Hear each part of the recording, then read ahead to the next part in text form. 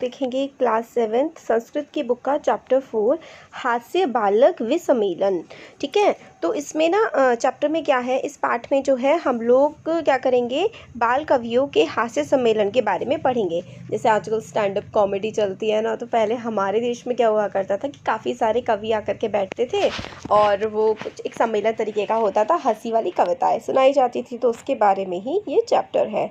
इसका मतलब ये है इस चैप्टर का कि यहाँ पर 4 बाल कवि हैं। बाल कवि का मतलब ऐसे जो बच्चे होते हैं ना, वो जब कवि होते हैं, जो पोएट्स होते हैं वो बच्चे होते हैं। ठीक है, जैसे 14-15 इस तरीके की एज के बच्चे होते हैं जो स्टेज पर बैठे हुए हैं और अपनी कविता के हेल्प से हंसाने की कोशिश कर रहे हैं, हंसाने का कार्यक्रम है।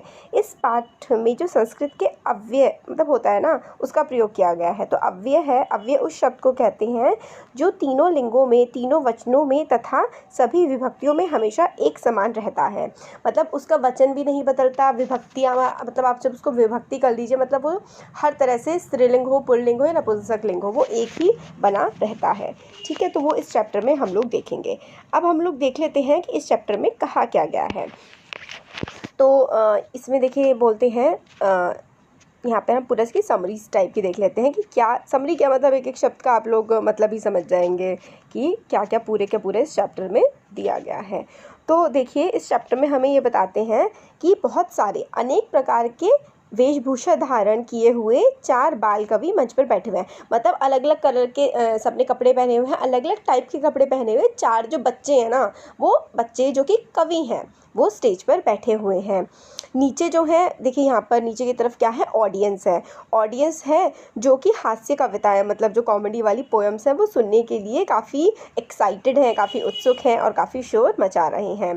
तभी क्या होता है, संचालक मतलब ये जो माइक पे खड़े होकर वो नहीं होते कमेंटेटर्स टाइप के जो होते हैं, जो बीच में कमेंट्री करते रहते हैं या फिर जैसे बुलाते रहते हैं ना कि अब ये आएंगे, अब ये बताएंगे, तो वही संचालक बोलते हैं कि आप लोग शोर मत कीजिए। आज बहुत ही खुशी का अवसर है कि कवि सम्मेलन में काव्य का नाश करने वाले तथा समय को बर्बाद करने वाले भारतवर्ष के श्रेष्ठ हास्य कवि आए हैं। तो इसका मतलब ये है, मतलब वही खुद भी मजाक कर रहे होते हैं कि समय को वेस्ट करने वाले हास्य कवि आए हैं, मतलब हमें हंसाने वाले कवि आए हैं। ठीक है, व्यंग्य करते हैं संचालक। आइए हम तालियों से इनका स्वागत करते हैं। मतलब वो है give a great round of applause, तो इस टाइप से होता है ना, तो वही कि आप इन सबका ताली बजा करके स्वागत कीजिए। तभी क्या होता है, एक बाल कवि जिसका कि नाम गजाधर है उठकर आता है। मतलब गजाधर नाम का बाल कवि उठ करके आता है और बोलना शुरू करता है। सभी नीरस जनों को नमस्कार। यहाँ पर आप मतलब कि व्यंग्य से बोला जा रहा है, नीरस जन मतलब सभी फालतू लोगों को मेरा नमस्ते। तो ऐसा इसलिए बोला जाता है ताकि लोग हंसें। ठीक है, तो आगे बोलता है वो, पहले मैं आधुनिक वैद्य के विषय में अपनी कविता सुनाता हूँ। आधुनिक वैद्य का मतलब जो हमारे मॉडर्न डॉक्टर्स हैं ना, इनके बारे में कहते हैं कि हम इनके बारे में स्टोरी बताएंगे। ठीक है, तो वो बोलते हैं, वैद्यराज, हे वैद्यराज, हे यमराज के सगे भाई, तुम्हें मेरा नमस्कार। मतलब वो डॉक्टर को बोलते हैं कि वैद्यराज डॉक्टर, यमराज के सगे भाई मतलब यमराज है ना जो मौत के देवता है, उनके सगे भाई को ही इन्होंने डॉक्टर बना दिया है। कहते हैं तुम्हें मैं नमस्ते करता हूँ। यमराज तो केवल प्राणों का हरण करता है, परंतु वैद्य प्राण और धन दोनों का हरण करता है। इस पर सभी जोर जोर से हंसते हैं। मतलब डॉक्टर के पास जाइए, भाई मरेंगे बचेंगे कोई गारंटी तो है नहीं, मगर आपका बिल जरूर फटेगा। मतलब इतना ज़्यादा आप लोगों से पैसे नहीं ले जाएंगे, इसकी तो गारंटी है ही। इसलिए वो जो एक बच्चा है वो कहता है कि जो वैद्य है यानी कि जो डॉक्टर हैं वो यमराज के भाई हैं। फिर दूसरा कवि आता है। दूसरे कवि जो है उनका नाम होता है कालांतक। ठीक है, वो उठकर आता है दूसरा कवि और बोलता है, अरे वैद्य तो सभी स्थान पर है, परंतु मेरे जैसे जनसंख्या को कम करने में कुशल नहीं है। तो कहते हैं कि वैद्य तो हर तरफ है, डॉक्टर्स हर तरफ है, बट मेरी तरह जनसंख्या को कम नहीं कर सकते। वो ऐसा क्यों बोलता है, ये भी एक तरह का व्यंग्य है। वो आगे कहते हैं, आप मेरी भी कविता सुनिए। ठीक है, एक वैद्य जलती हुई चिता को देखकर आश्चर्यचकित हो जाता है और सोचने लगा, ना ही मैं वहाँ पर गया ना मेरा कोई भाई यानी कि यमराज भी नहीं गया, तो फिर यह किसके हाथों की कला है। मतलब ऐसे बोल रहा होता है कि ना ही मैंने इस आदमी को मारा, ना ही मेरे भाई यमराज ने मारा, तो भैया आदमी जिसकी चिता जल रही है या मरा कैसे। तो इस तरीके की व्यंग्य वो कर रहे होते हैं। इस बात पर सभी ज़ोर ज़ोर से हंसने लगते हैं। फिर तीसरा कवि मोटू का रूप धारण किए हुए आता है, ठीक है, मतलब मोटा सा बन करके वो आया हुआ होता है और बोलता है और पेट पर हाथ फेरते हुए बोलता है कि मैं क्या हूँ, मैं मोटू हूँ, सुनिए सुनिए मेरी भी यह कहानी सुनिए, ये कविता सुनिए और जीवन में अपनाइए। मतलब वो कहता है कि मेरी कविता सुनिए और अपने जीवन में अपनाइए। क्या कहता है वो, दूसरों के खाने को प्राप्त करने में मतलब मत शर्माइए, क्योंकि वह बहुत ही कठिनाई से प्राप्त होता है। मतलब दूसरों का खाना ना खाने में शर्माइए मत, क्योंकि वो तो बहुत ही मुश्किल से मिलता है और शरीर तो बार बार मिलते रहते हैं, ठीक है। यहाँ पर कवि कहना चाहते हैं कि पराये माल पर जहाँ तक हो सके हाथ फेर लेना चाहिए। मतलब अपने फ्रेंड का खाना जितनी जल्दी हो सके खा लेना चाहिए, वरना क्या पता वो खुद ही खा जाए। इस तरीके की बातें यहाँ पर कही गई हैं। फिर बोलते हैं इस संसार में पराया माल या अन्न मुश्किल से मिलता है, पराये दूसरे की चीज़ या दूसरे का खाना बड़ी मुश्किल से मिलता है, मगर शरीर तो बार बार मिलते हैं। मतलब जन्म मरण के बाद शरीर तो मिलते ही रहते हैं, बट दूसरे का खाना या दूसरे की चीज़ें तो बड़ी मुश्किल से मिलती हैं। इस बात पर भी सब लोग फिर से खूब तेज तेज हंसने लगते हैं।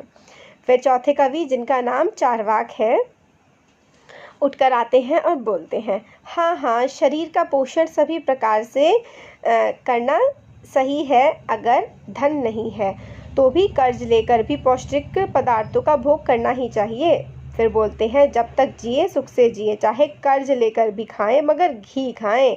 इस बात पर श्रोतागण बोलते हैं तो कर्ज को कैसे चुकाया जाए, है ना। तो मतलब एक और पर्सन आते हैं जिनका नाम चारवाक होता है, वो कहते हैं घी खाओ, चाहे उधार लेकर खाओ मगर घी ही खाओ। मतलब अच्छी अच्छी चीज़ें खाओ, चाहे तुम्हें उसके लिए उधार भी लेना पड़े, मगर चीज़ें जो है ना वो तुम हमेशा अच्छी ही खाओ। इस तरीके की बातें चारवाक कहते हैं। तो लोग बोलने लगते हैं कि भाई कर्ज जो हमने ले लिया वो हम उसे चुकाएंगे कैसे।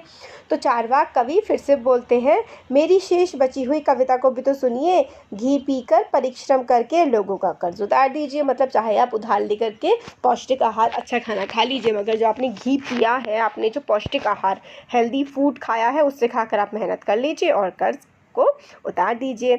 इस प्रकार इस तरीके से ये जो काव्य पाठ है ना, जिसमें 4 कवियों को बुलाया गया है, ये पूरी तरीके से संपन्न हो जाता है, अच्छे से कंप्लीट हो जाता है, ठीक है। लेकिन तभी काव्य पाठ सुनने से प्रेरित होकर एक बालक भी आंसू कविता, मतलब तुरंत रची हुई कविता, जो आंसू कविता होती है ना, मतलब फटाफट से, जैसे कि सुनी कविताएं और रचती, एक बच्चा बोलने लगता है, रचता है और हंसी के साथ सुनाता है, ठीक है। एक और बच्चा उठ जाता है, वो तुरंत अपनी कविता उसने रची होती है और सुनाने लगता है। कवि बोलता है, सुनिए सुनिए आप मेरी कविता को भी सुनिए, मैं गजाधर कवि पेटू और खाने के लोभी यमराज को, वैद्य को और चारवाक कवि को प्रणाम करता हूँ। काव्य को सुनकर हा हा हा हा करके बालक हंसता है और दूसरे भी बालक हंसते हैं और बाहर निकलकर सभी अपने अपने घर चले जाते हैं। तो मतलब वही कि एक और बच्चा उठता है, वो कहता है मैं सभी को नमस्कार करता हूँ, अपने खुद जोक वोक मारता है, बाकी सब बच्चे भी हंसने लगते हैं और फिर जब पूरा प्रोग्राम खत्म हो जाता है तो सब लोग अपने अपने घर चले जाते हैं। तो देखिए आजकल क्या हो गया, आजकल तो डिजिटल एज आ गई, आप लोग अपने फ़ोन में, लैपटॉप्स, टीवी में सब कुछ देखते रहते हैं, बट पहले ज़माने में तो ऐसा नहीं होता था, है ना। तो पहले ज़माने में सम्मेलन वगैरह हुआ करते थे, मतलब सभाएँ लगती थी और उसमें लोग एक्टिंग वगैरह किया करते थे और वही एक सोर्स ऑफ एंटरटेनमेंट होता था। तो इसलिए इसके बारे में ही इस चैप्टर में बताया गया है। तो हम लोगों ने इसका हिंदी ट्रांसलेशन कर लिया। मैं पूरी कोशिश करूँगी कि जल्दी से जल्दी जो है सारे हिंदी ट्रांसलेशन हो जाएं और जितना जल्दी हो सके जो चैप्टर के एक्सरसाइज है ना, ये भी हम लोग कंप्लीट कर लें। तो कैसा लगा वीडियो ज़रूर बताइए, अच्छा लगा लाइक करिए, चैनल को सब्सक्राइब करिए, अपने फ्रेंड्स के साथ भी ज़रूर शेयर करिए। Thank you.